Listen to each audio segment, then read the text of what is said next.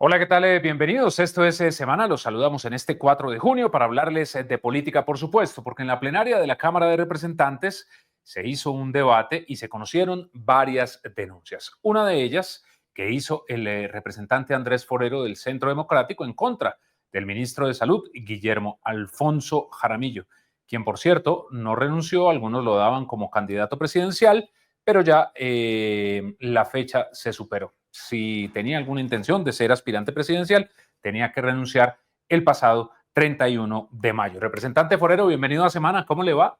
Diego, un saludo para ti, un saludo para todas las personas que nos ven. Como siempre, muy contento de estar en estos micrófonos.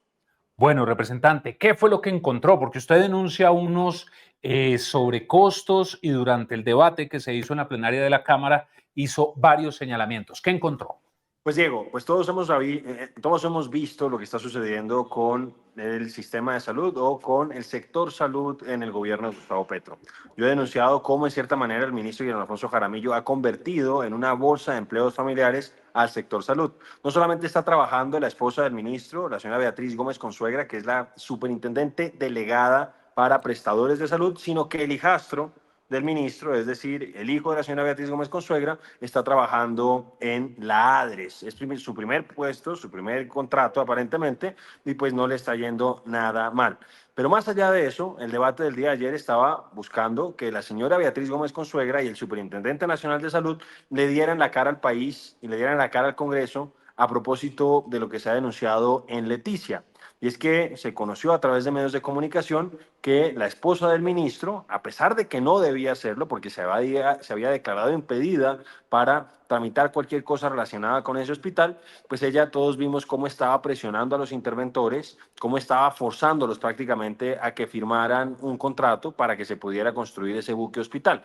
Y lo que denunciamos el día de ayer, entre otras cosas, que nos parece de la mayor gravedad, es que ese buque hospital, que fue presionado para que se firmara por parte de la esposa del ministro, pues básicamente tiene un sobrecosto de 60.000 millones de pesos. Ese es un contrato que firmó finalmente ese Hospital San Rafael de Leticia, porque entonces salen estos interventores que se resistían a firmar, el gobierno a través de la superintendencia nombra unos nuevos interventores, una señora de Ibagué, y esa rápidamente firma el contrato con Cotecmar. Entonces, ¿cuánto cuesta ese contrato, Diego? Cuesta 54.500 millones de pesos. Eso es solamente construirlo en Cartagena. Pero después de Uh -huh. construirlo, lo tienen que dotar. Y según el propio ministerio, esa dotación cuesta 6.200 millones de pesos. Pero además de dotarlo, lo tienen que trasladar desde Cartagena hasta el río Amazonas y después desde la desembocadura del río Amazonas en territorio brasileño hasta el territorio colombiano en Leticia. Y eso cuesta 12.200 millones de pesos. Eso da un total de prácticamente 73.000 millones de pesos. Entonces, lo que nosotros hemos evidenciado es que el gobierno aparentemente no hizo estudios de mercado. Porque es que en Brasil, en diciembre pasado, acaban de tirar un barco al río, un barco hospital también, a mi juicio, mejor diseñado, un poco más grande, un poco más alto, y costó prácticamente 12.500 millones de pesos con dotación y con la garantía de 10 misiones de salud. Es decir, Uh había -huh. un sobrecosto de 60.000 millones de pesos. Entonces, ayer primero, la esposa del ministro no quiso ir al debate, se ausentó, no le dio la cara al Congreso. Y segundo, el superintendente, cuando le tocó responder, se desentendió por completo de esa denuncia que estábamos haciendo, no quiso responder. Entonces, eso nos parece de la mayor gravedad y obviamente cuando vemos que los pacientes no tienen medicamentos, cuando vemos que les interrumpen los tratamientos, vemos que el gobierno está derrochando 60.000 millones de pesos indebidamente. Óigame, representante, pero muy llamativo esa comparación que usted hace entre Colombia y Brasil y nos da las cifras, 60.000 millones de diferencia. ¿Por qué? Es decir, en Brasil sí planearon bien toda la compra, la dotación, todo, para que fuera por ese costo de los 12.000 millones. Pues esas son las cifras que aparecen en los medios de comunicación brasileños. Hablan, este es Ujú. un barco que se llama el San Juan 23, Sao Joao 23, y como te digo, lo echaron al agua en diciembre pasado. Se habla de 17 millones de reales, que equivale más o menos a 12.500 millones de pesos, pero no es la única comparación que encontramos. Y también vimos, por ejemplo, que en el caso de Perú, para también barcos fluviales, en este caso se denominan pías, sacaron también dos pías el año pasado Esto me parece que fue en noviembre o en agosto del año 2024. También las echaron al agua en los ríos amazónicos peruanos. Estas son unas embarcaciones que dan algunos servicios de salud, menos especializados hay que decir, pero que permiten llevar el Estado a ciertas comunidades alejadas en esos ríos peruanos. Se llaman PIAs. Y cuando uno revisa también los costos, pues allá hablan más o menos de 8 millones de dólares las dos. Eso quiere decir que el costo está por lo menos en 16.000 millones de pesos. Entonces, ahí ustedes tienen otra comparación donde se evidencia este sobrecosto que se está presentando. Por un lado está el sobrecosto del traslado, pero sobre todo se da en el tema de la construcción. Y lo que el gobierno no nos ha querido explicar es por qué sucede eso. De hecho, hay un pequeño barco un poquito más chiquito que el que está planteando el gobierno, que es de una ONG. Ese barco se llama el Maupata, también opera en la Amazonía colombiana, brasilera y peruana. Y ese barco, con unas dimensiones un poco más chiquitas, hace un par de años costó 4.500 millones de pesos. Entonces, es evidente que hay un sobrecosto. El gobierno se desentendió de la respuesta, no quiso explicar a qué se debía eso. Yo no puedo hablar en este momento que haya corrupción y pues naturalmente uno está de acuerdo con que se fortalezca la industria nacional, pero con unos sobrecostos razonables de un 2, 3, 4%. Pero es que aquí estamos hablando de que esto está costando 6 veces más. Y como te digo, Diego, no hubo respuesta del gobierno nacional. Ellos son los que deberían explicarnos a qué se debe ese sobrecosto tan alto. Con solo el precio del traslado del buque hospital desde Cartagena hasta Leticia, en los astilleros de Manaos se hubiera podido construir un buque hospital como el San Juan 23. ¿Qué pasa con todas estas denuncias que ustedes hacen? Y cuando digo ustedes es porque hay otros congresistas que también hacen este tipo de denuncias en los diferentes debates que se hacen, pero en este momento el presidente Petro tiene dialogando al país sobre la consulta popular, a juicio de algunos, un globo, como lo que fue la constituyente y otros asuntos que él ha puesto a rondar ahí. ¿Qué pasa con estas denuncias que ustedes hacen? Pues Diego, primero nos parece importante que los conozca la opinión pública para que la gente vea cómo lamentablemente mientras sus familiares o ellos mismos no pueden acceder a medicamentos o ven interrumpidos sus tratamientos, el gobierno derrocha los recursos de todos los colombianos. Entonces, eso en primer lugar nos parece que es importante, porque de esa manera se pueden frenar futuras intervenciones. De hecho, nosotros hubiéramos querido hacer este debate antes de que se firmara ese contrato, pero lamentablemente las dinámicas del Congreso hicieron que lo hiciéramos después de firmado, porque ahí posiblemente hubiéramos podido frenar ese sobrecosto. Ahora, con esto, pues vamos a ir naturalmente ante la Contraloría y vamos a ir ante la Contraloría, no contra, sino ante la Contraloría y vamos a ir ante la Procuraduría General de la Nación, porque a nuestro juicio hay un evidente abuso de funciones de parte de la señora Beatriz Gómez Consuegra. Creemos que adicionalmente hay una falta gravísima que ella cometió metiéndose en temas que no le correspondían y donde ella se había declarado impedida, presionando a estos interventores que son auxiliares de la justicia, pero pues es lo que podemos nosotros hacer, o sea, identificar estos temas, tratar de que las denuncias sean antes de que se perfeccionen pues estas situaciones y una vez que sea, si no lo alcanzamos a frenar, pues entonces pues vamos ante las autoridades para que ellos pues tengan que hacerse cargo de esta situación, tengan que responder los responsables y que esto ojalá no se siga repitiendo. Entonces, esa fue la denuncia principal que hicimos el día de ayer. Entonces, uno sí le queda la incógnita, le queda el cuestionamiento de por qué tenía ese afán tan grande la señora Beatriz Gómez Consuegra, esposa del ministro Guillermo Alfonso Jaramillo, en que se firmara ese contrato con un sobrecosto cercano a los 60.000 millones de pesos. Pero adicionalmente, Diego, pues yo aproveché que estaba ya el Superintendente Nacional de Salud y hice dos denuncias también graves a propósito ya del señor superintendente.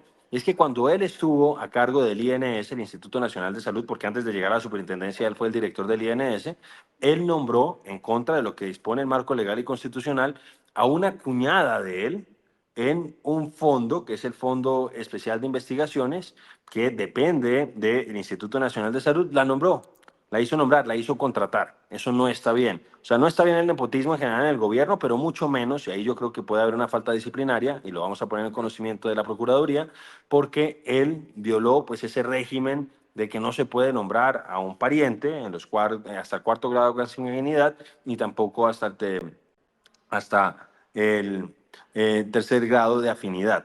Entonces, en ese sentido, esa también fue una denuncia de la que el señor superintendente se desentendió. Pero vemos que el nepotismo es la norma en este gobierno. Y por otro lado, y esta me parece de mucha gravedad, y el señor superintendente tampoco se hizo cargo de ella, es que yo tuve conocimiento de que cuando él estaba en la dirección nacional, en la dirección del INS, él se había reunido con un interventor de una EPS intervenida que era Sanitas. Yo se lo Ujú. pregunté por escrito, ahora que eres superintendente, le pregunté si ibas a informarme si usted estuvo reunido con uno, y él me dijo que no. Y sin embargo, yo le mandé un derecho de petición a Sanitas y Sanitas me contestó que sí se había reunido con el anterior interventor. Entonces, ahí es donde uno no entiende qué hacía el director del INS de ese momento reunido con un interventor. Y me dicen que no fue solo a esa Y reunión, sobre que fue todo con porque lo otra niega, persona. ¿no? ¿Y por qué lo niega? Eso deja Ujú. y eso genera muchísimas sospechas. Entonces, y me dicen que no fue el único interventor con el que se reunió, me dicen que también se reunió con la persona que estaba en ese momento a cargo de Famisanar. Entonces, eso genera muchas sospechas y muchas inquietudes, porque ahora obviamente en su calidad de superintendente tiene mucho más poder sobre estos interventores. De hecho, yo mostré cómo él se está reuniendo todos los sábados con los interventores y que entre otras cosas, en la agenda que ellos me mostraron que tenían en esas jornadas de trabajo, pues básicamente había un tema que hablaban de giro de recursos o asignación de giros. Y entonces yo no sé si el señor superintendente, yo se lo pregunté y él pues dijo que no, pero pues están ahí lo que él mismo me mandó, donde dicen que discutieron con los interventores a quién le iban a girar los recursos, los recursos que debían girar a a las IPS. De verdad, todo esto está generando mucha suspicacia. Yo tengo previsto también otro debate, en este caso en la Comisión Séptima de la Cámara, para que vaya él y que vaya el señor interventor de 9PS, porque la crisis que estamos viendo realmente es muy preocupante y hoy el gobierno tiene que hacerse cargo. Este debate que se va a hacer en la comisión en la comisión, ¿cuándo va a ser? ¿Cuándo está programado?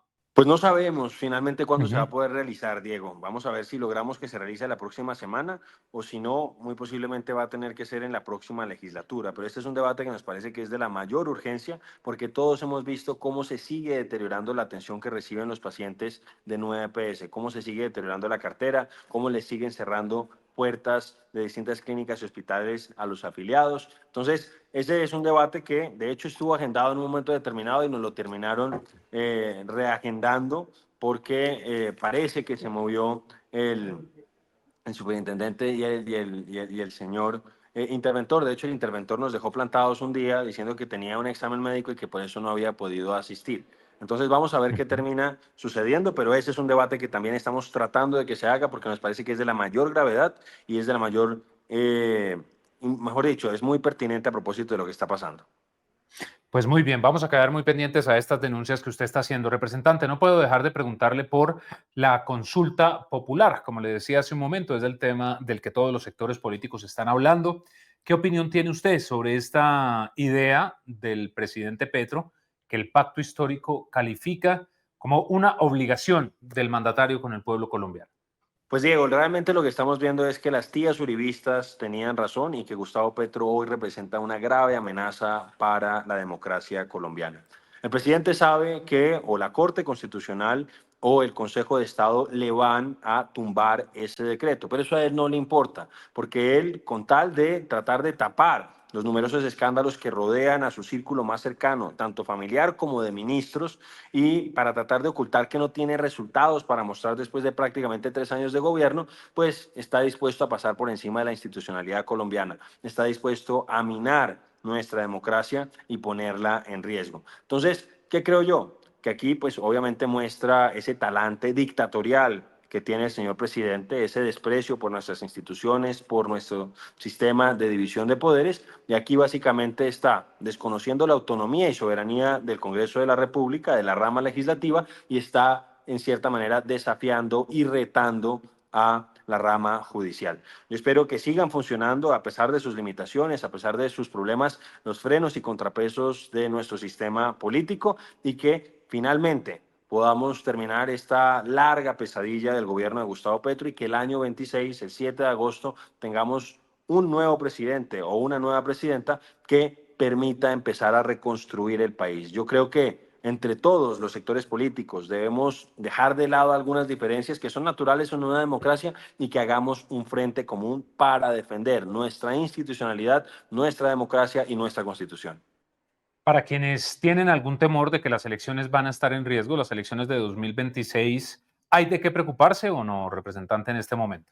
Pues yo espero y confío en que se van a realizar esas elecciones, pero obviamente con una persona como Gustavo Petro, pues uno a veces no sabe si, mejor dicho, él es demasiado impredecible, pero yo espero que sigan funcionando nuestras instituciones a pesar de sus limitaciones, vuelvo a insistir, y que se garantice el ejercicio electoral el próximo año, tanto para Congreso como para Presidencia de la República. Y esperamos que este proyecto populista, autoritario, y antidemocrático, que es el proyecto del pacto histórico que hoy está avalando esta ruptura institucional y este golpe a la democracia de la Constitución, pues no vaya a poder poner presidente. Y vuelvo a insistir que entre todos podamos generar un bloque lo suficientemente amplio para garantizar la continuidad de la democracia en Colombia. Yo espero y confío en que sí se van a realizar elecciones, mal que le pese al presidente Gustavo Petro, que además vemos que está cada vez más solo. Yo creo que entre otras cosas, él se desapareció la semana pasada y no asistió a ese evento que tenía en Montería porque seguramente fue un golpe muy duro para él, que hubiera convocado una huelga general indefinida, un paro nacional, y pues básicamente nadie haya acogido ese llamamiento. Él yo creo que estaba esperando que salieran ríos de personas, pero lo único que vimos fue a unos vándalos bloqueando Transmilenio aquí en Bogotá y afectando a los trabajadores que supuestamente el presidente dice defender. Bueno, y el 11 de junio hay otra marcha programada, ¿no? Esto parece que de aquí al 26 van a ser marchas, marchas y más marchas.